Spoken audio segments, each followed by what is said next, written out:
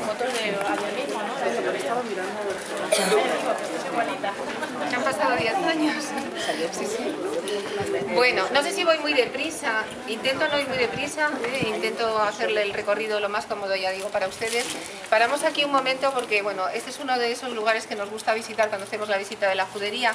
Todo este edificio que ven ustedes, según si se dan la vuelta a la izquierda, es el antiguo palacio de Abraham Seneor, que es uno de los judíos importantísimos, que viven en el siglo XV en el Reino de Castilla, con una amistad muy directa con Isabel I, también con el rey Fernando.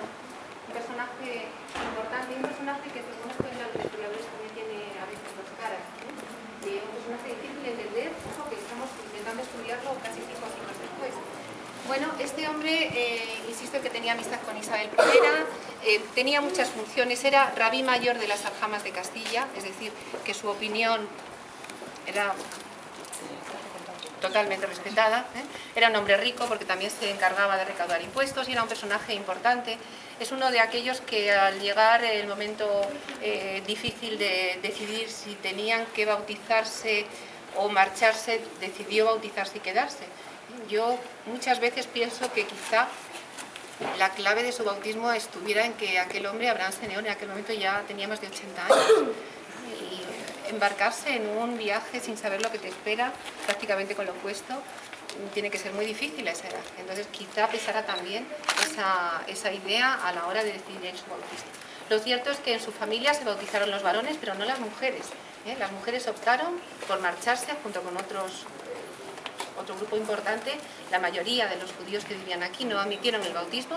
Y bueno, nosotros hoy le recordamos esta pequeña entrada, este pequeño callejón de los judíos, con una restauración que se ha hecho del palacio que es muy hermosa. Recordamos también que en parte de lo que fue su palacio, que luego sufrió alguna modificación a lo largo de la historia, está instalado el centro didáctico de la Judería de Segovia, que yo les invito a que visiten si no lo han hecho ya. Y lo que vamos a hacer es, a partir de aquí, imaginarnos que alguien de este barrio judío ha fallecido. Porque hoy lo que venimos es hablar de eso. Es un tema muy triste, pero venimos a hablar de eso. No de cómo se casaban, sino de qué hacían cuando se morían. Los judíos son, en general, lo primero, veníamos comentando una persona del grupo y yo, que los judíos están repartidos por todo el mundo. Y el estar repartidos por todo el mundo les hace que muchas veces no sigan a rajatabla las tradiciones de Israel, que las hayan ido perdiendo. Eso es normal, se van integrando de cierta manera en comunidades donde provisionalmente, piensan ellos, se van instalando. Entonces no todos son tan observantes, no todos cumplen a rajatabla lo que yo les voy a contar. Pero bueno, lo que les voy a contar viene después de muchas horas de hablar con varias amigas, todas son mujeres, que son judías, ninguna de ellas vive en Segovia. Las conversaciones son normalmente a través de internet, yo tengo muchas dudas y ellas me las contestan. Y entonces, bueno, yo les voy a contar es cómo se hacía antiguamente y cómo siguen haciendo algunas comunidades cuando fallece uno de sus seres queridos. Otras comunidades no. Pero eso tampoco les tiene que extrañar, porque dentro de los cristianos también saben que hay familias que siguen todavía el rito riguroso y otros, ¿vale?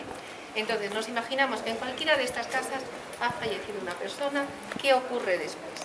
Lo normal es que en el momento del fallecimiento, si se producía por una enfermedad larga, la persona estuviese acompañada por sus seres queridos. Cuando tienen la sospecha de que ha muerto, porque no siempre era muy claro, no tenían los medios para constatar que el corazón había dejado de latir de una forma clara, entonces ellos tenían, digamos, sus pequeños trucos. Tenían un pequeño plumón que lo hacían pasar por debajo de la nariz, observando con mucho cuidado si el plumón se movía o no. Si no escuchaban latidos del corazón, el plumón no se movía, desde luego esa persona entendían que había fallecido. Entendían que su alma se había separado, pero para ellos el alma no se iba definitivamente del lado del cuerpo, sino que estaba durante mucho tiempo, digamos que evitando esa ruptura tan difícil. Por ese motivo, inmediatamente cubrían el cuerpo, la cara, sobre todo, de esa persona que había fallecido, porque pensaban que el alma se daba cuenta de que el cuerpo estaba muerto y sufría. Entonces, para evitarle ese sufrimiento, cubrían la cara de la persona fallecida. Bueno, lo normal era que si el primogénito estaba en la casa, fuera él el encargado de cerrar los ojos al difunto. Eso era algo verdaderamente importante dentro de una familia. Era un honor poder cerrar los ojos de la persona fallecida. Una vez que se había confirmado la muerte, insisto, se producía un momento de silencio. Algunas familias es cuando tienen la costumbre de rasgarse las vestiduras. Esa expresión nuestra, yo me rasgo las vestiduras cuando algo me parece horrible, cuando no sé cómo protestar, cuando estoy muy disgustada. Rasgarse las vestiduras es la plasmación exterior del dolor que llevo dentro. Y fíjense cómo lo hacía.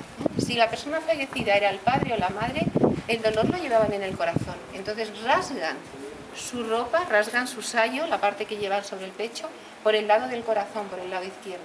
Si el que ha fallecido es un hijo, es un cuñado, un hermano, incluso el cónyuge, lo rasgan por el lado derecho. Es decir, el dolor es grande, pero no es lo mismo perder al padre y a la madre que perder a otro ser querido. ¿Vale? Bueno, a partir de ahí la familia quedaba en silencio, los deudos quedaban en silencio, y es una sociedad muy solidaria. Lo que hacen es llamar a la Kidá Hadisha, que es una especie de asociación, una especie de hermandad. Ojo, hay personas en los pueblos que todavía comentan que cuando fallece uno de los vecinos, no son los familiares los que se encargan de organizar el funeral, sino que es la hermandad, es decir, grupos de hombres organizados que evitan a las familias pasar el mal trago en los primeros momentos con posterioridad al fallecimiento de esa persona.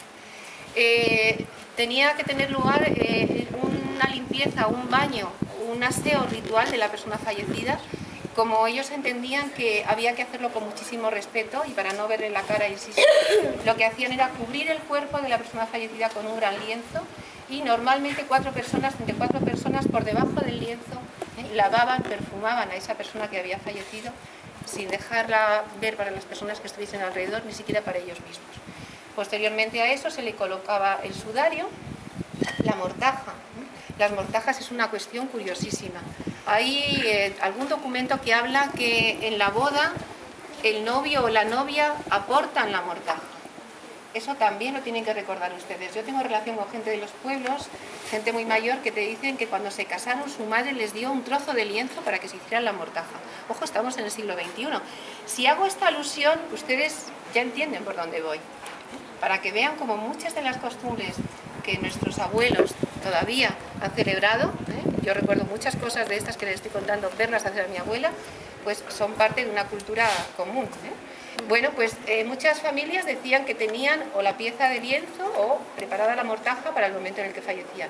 Pero otra gente no lo hacía así. Entonces los vecinos, las vecinas en general, las mujeres, se juntaban en la casa del fallecido y lo que hacían era rápidamente cortar y coser un traje apropiado, una especie de calzón para los hombres, le cubrían también el pelo, la cabeza y una especie de blusa.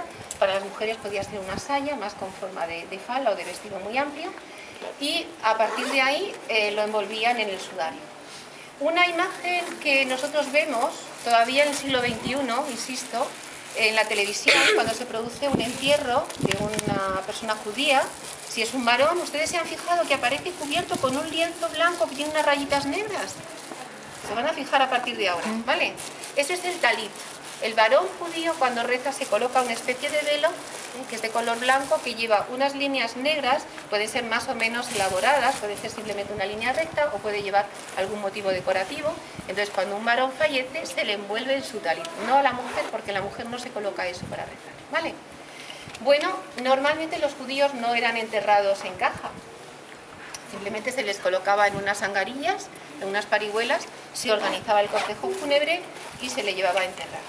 Normalmente se procuraba enterrarlos antes de la salida del sol del día siguiente a producirse el fallecimiento, pero en algunos casos había que esperar a que viniesen personas, familiares de algún lugar y tenían que posponer algunas horas el momento del entierro.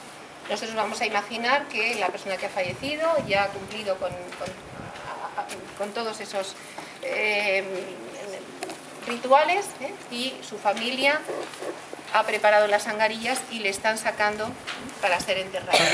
Dicen que muchas veces el rabino se presentaba en la casa a rezar, otras veces no, pero cuando pasaba el cortejo fúnebre por la puerta de la sinagoga, sonaba desde dentro el cuerno de shofar, como un motivo más de duelo, un motivo más de sufrimiento religioso.